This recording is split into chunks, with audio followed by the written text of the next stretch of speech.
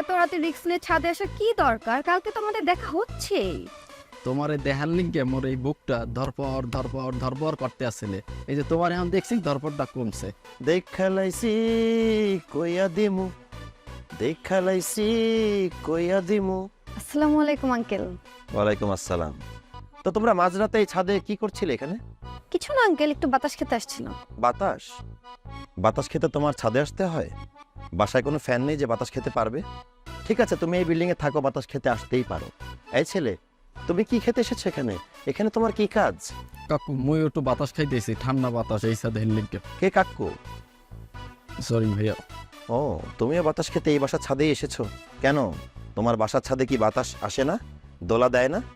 বাতাস খাচ্ছ ঠিক আছে, এত হাত ধরাধরি কিসের?